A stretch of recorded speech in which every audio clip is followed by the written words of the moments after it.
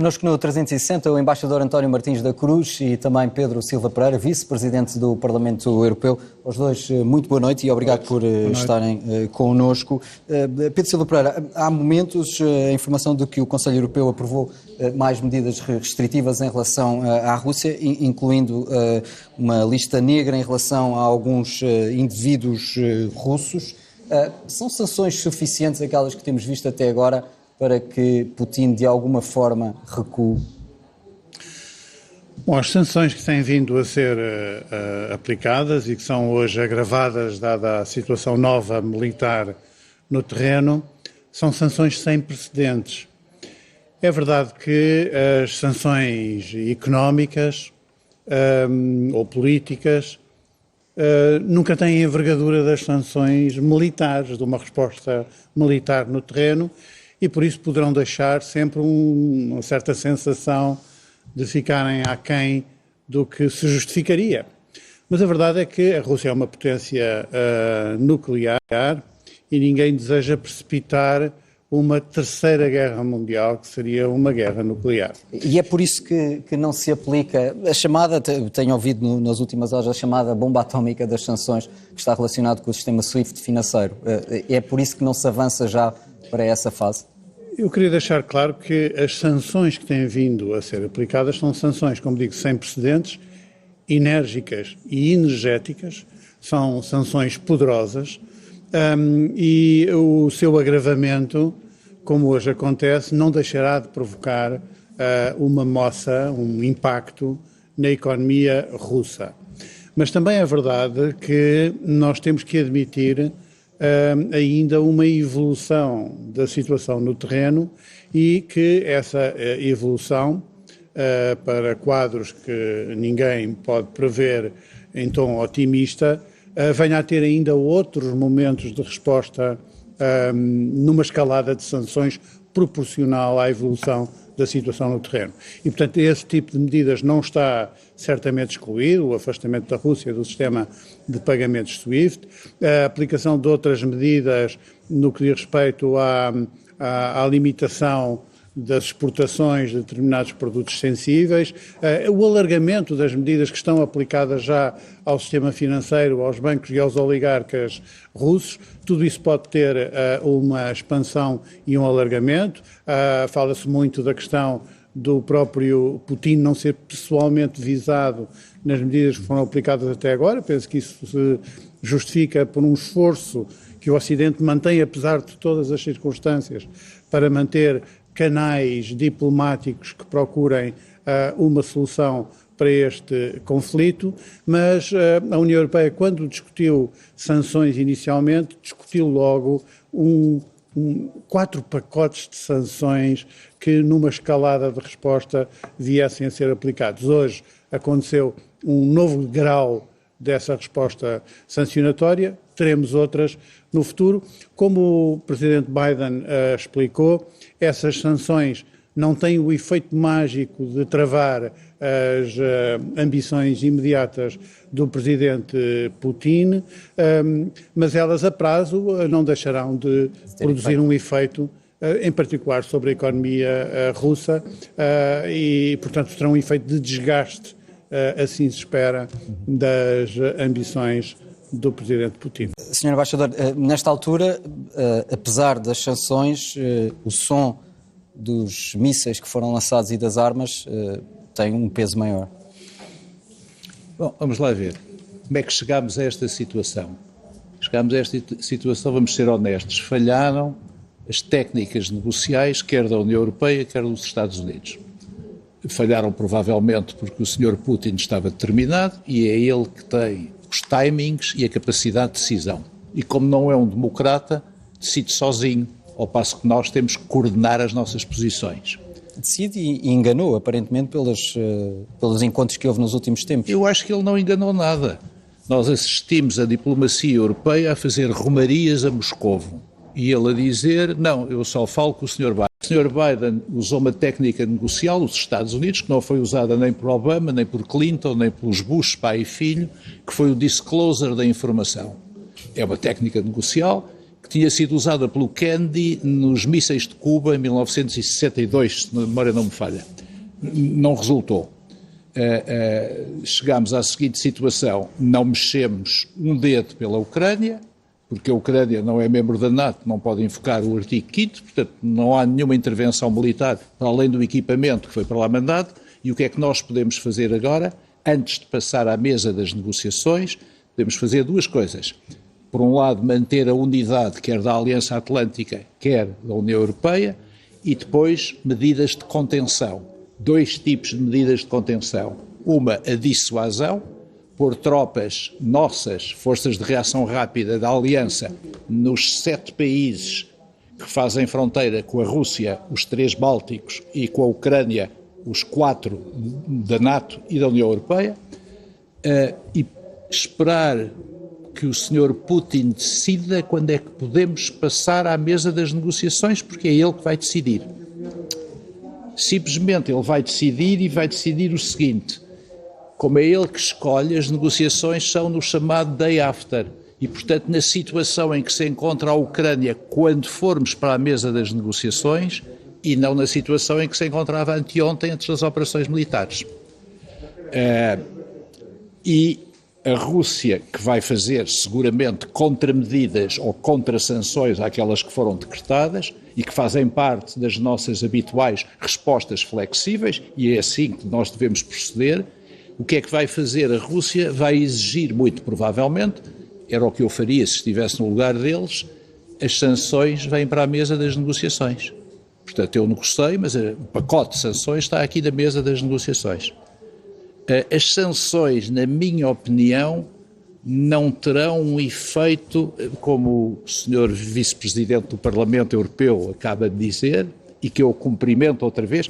Tínhamos encontrado há uns anos num debate na Gulbenkian, ainda não me esqueci disso, que nós temos sempre que ver as sanções têm 2 lados. Tem o lado positivo, que são o lado do nosso ponto de vista, impor sanções, mas tem o efeito bumerangue, também se viram contra nós.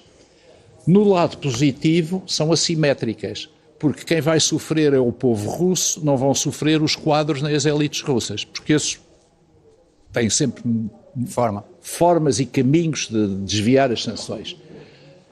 Do nosso lado tem o efeito bumerangue na energia. 38% do gás consumido na Europa vem da Rússia, no petróleo, hoje o preço já está a subir.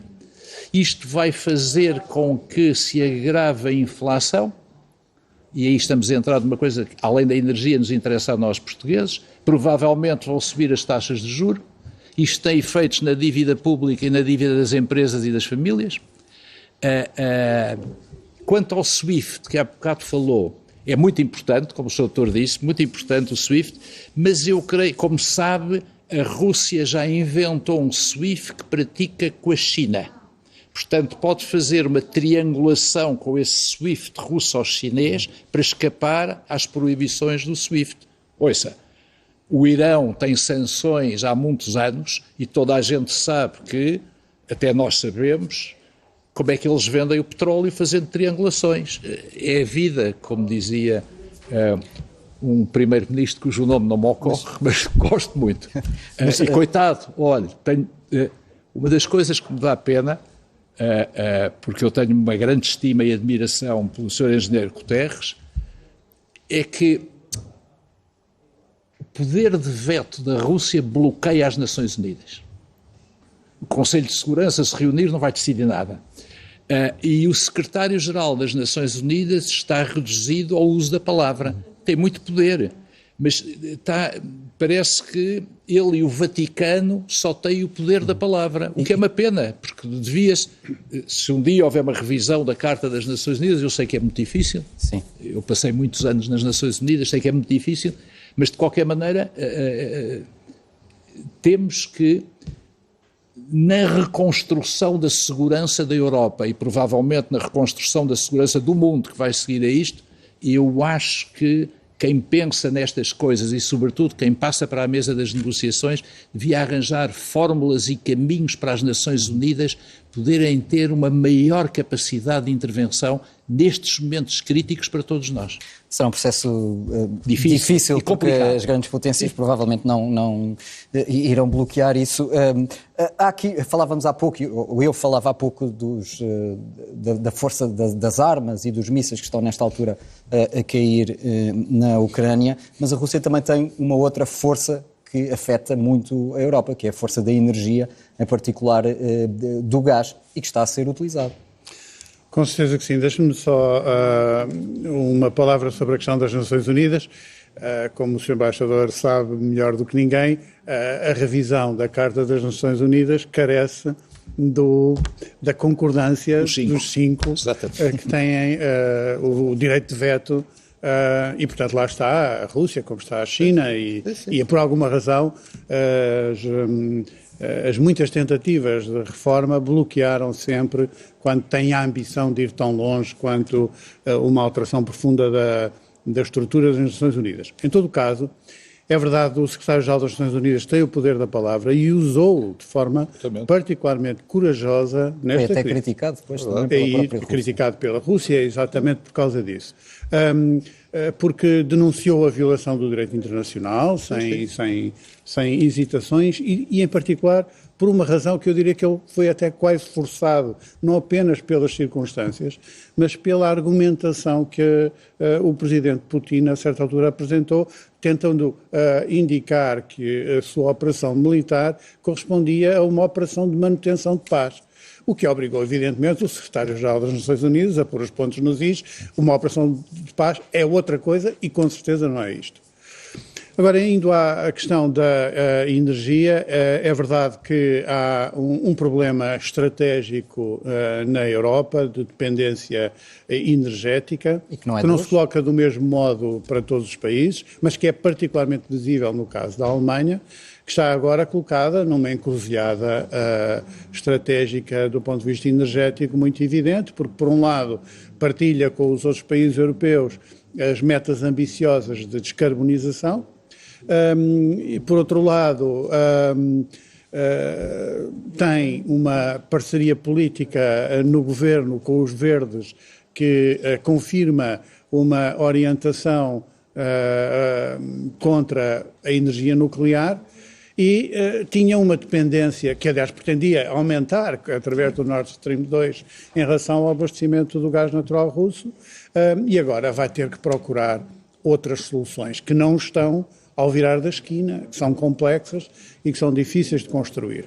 Mas é verdade, a Presidente da Comissão Europeia já o reconheceu, este é, porventura, um dos grandes desafios estratégicos que estão colocados e, sem dúvida, a União Europeia precisa de encontrar as suas soluções com diversificação das fontes energéticas e, com certeza, com a eliminação desta dependência em relação à Rússia. E é algo que está sempre em cima da mesa neste conflito, porque não há interesse também de que, simplificando aqui, as torneiras do gás sejam fechadas.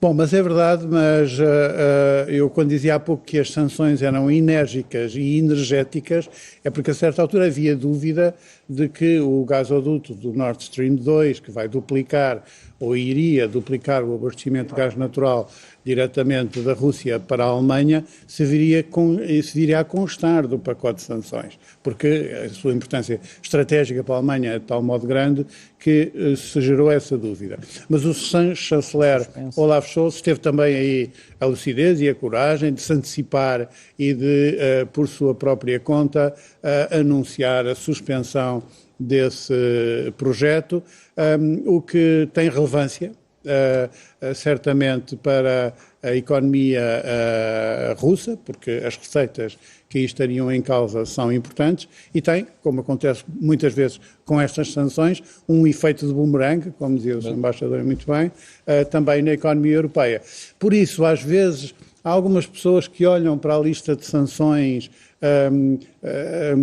com um sentimento de que elas deveriam ser mais fortes e ambiciosas, mas é evidente que, por um lado, é preciso ter a consciência de que uma guerra nuclear não é certamente a solução para este problema. E, por outro lado, que na escolha das sanções é preciso também ter em conta o efeito que acabarão por ter na economia europeia e, portanto, há aqui uma graduação de procura de soluções inteligentes e proporcionadas a cada momento desta crise. O presidente russo, Vladimir Putin, disse hoje que não tinha outra maneira de se defender a não ser lançar um ataque na Ucrânia. Defender-se do quê? Bom, ele tem vindo a fazer, como agora se diz, tem vindo a construir uma narrativa. Tem vindo a adaptar a história. Bem sei que os países, cada um tem a sua visão da história. Para lhe dar um exemplo, se perguntar a um espanhol o que foi Aljubarrota, ele não sabe, nem está nos manuais escolares com que nós aprendemos. Portanto, cada país, sobretudo os vizinhos, cada um tem a sua visão da história. É verdade, é assim. Mas Putin, no seu discurso, procurou reescrevê-la com alguns sublinhados a seu favor e construiu uma narrativa de direito internacional, de peacekeeping forces, de forças de manutenção de paz, etc. Ele tem na mão o tempo e a iniciativa, e isso é que é o grande valor dele. Muitos comentadores que eu tenho ouvido dizem que ele quer reconstruir o império. Não sei se é isso que ele quer. Provavelmente será o resultado final. O que ele tem é preocupações geoestratégicas que têm vindo a manifestar, não agora, mas têm vindo a manifestar há muito tempo. Simplesmente com a implosão do Império Soviético, com a derrota soviética ainda no Afeganistão, com o desmantelar de parte do Exército Vermelho na altura, com o esforço que foi feito na ocupação da Abcásia, da Ossécia e da Crimeia. O que é que Putin fez ao longo do tempo em que ele era ora presidente, ora primeiro-ministro, alternando com Medvedev? O que é que ele fez? Reconstruiu a pouco e pouco as Forças Armadas. E foi ele escolheu o timing e ele entendeu que era agora o momento. E sabia, obviamente, que do nosso lado, quando eu digo do nosso lado, quer da NATO, quer da União Europeia, não haveria uma resposta imediata, pelo que disse o Sr. Doutor, porque o próximo passo é nuclear. E isso nem ele, nem nós, nem ninguém quer. De maneira que ele é um hábil jogador de estratégia e como tinha a iniciativa, pois fez isso, procurou controlar. O que é que ele tem? É ele que vai escolher, como eu disse, o próximo passo. E tem trunfos importantes a jogar. O que é que nós podemos fazer? Podemos ouvi-lo, podemos negociar, podemos querer negociar outra vez, que é importante. Porque este problema só se resolve na mesa das negociações. A situação não pode continuar tal como ela está. Mas se repararem bem, ainda há bocado eu estava atento às notícias que estava a dar, esta operação dura há quase 24 horas e houve 40 mortos, apesar das destruições, ou seja, os mísseis de cruzeiro ou os mísseis de médio alcance. Apesar de haver também ainda pouca informação sobre o que está realmente a acontecer no terreno. Sim, mas olha, vou-lhe dar uma comparação em que Portugal teve empenhados 1.300 soldados na Bósnia e Herzegovina aqui há 20 e poucos anos. Houve dezenas de milhares de mortes na Sérvia antes da intervenção das forças da NATO. E agora esta intervenção militar está a ser milimétrica, ou seja, isto também prova o que é que foi a evolução da indústria de defesa e do armamento que dispõem os grandes poderes neste momento. Mas continuo a dizer que Putin, como decide só, nós temos que coordenar as nossas posições. Temos que ter em atenção as nossas opiniões públicas, temos que ter em atenção a nossa economia, temos que ter em atenção quem tem eleições, como a França em abril e os Estados Unidos em novembro, temos que ter atenção à situação interna dos nossos países. Putin está sozinho, decide sozinho, não tem democracia, não quer saber da opinião pública, não tem eleitores. Parecendo que não, vamos ser muito honestos, parecendo que não, isso é uma vantagem enorme. Devemos defendê-la? Não, devemos combatê-la. Mas, como em todas as negociações diplomáticas, nós devemos sempre, antes de nos sentar à mesa, procurar saber o que é que pensa o outro lado e qual é a lógica da decisão do outro lado. A lógica uma da decisão, das grandes dificuldades da tão boa democracia. A lógica da decisão do Presidente Putin ficou bastante evidente na conferência de imprensa que ele fez, aponta para a ideia de que a Ucrânia só pode existir em parceria com a Rússia. E, Exatamente. portanto, pondo em causa a própria legitimidade de um Estado soberano chamado Ucrânia. E o Ocidente terá depois que negociar com essa realidade. Com certeza, muito pragmaticamente, é essa a situação e veremos como é que ela exatamente se apresenta no momento que espero venha a acontecer, em que nos possamos sentar à mesa das negociações. Agora, a justificação da ameaça para a segurança russa é uma justificação que entronca numa falácia do meu ponto de vista. É evidente que a NATO se alargou para leste, substancialmente, nos últimos anos, mas também é verdade que a Ucrânia tinha pedido a adesão à NATO e, embora a NATO mantenha a posição de princípio da sua política de portas abertas, a verdade é que não iniciou o processo de adesão da Ucrânia à NATO, nem ele tem qualquer calendário. Portanto, ele não coloca nenhuma situação de uma ameaça iminente para a Rússia. E, portanto, não serve de todo modo de justificação. A questão é outra, tem que ver com as ambições imperiais que o presidente Putin alimenta.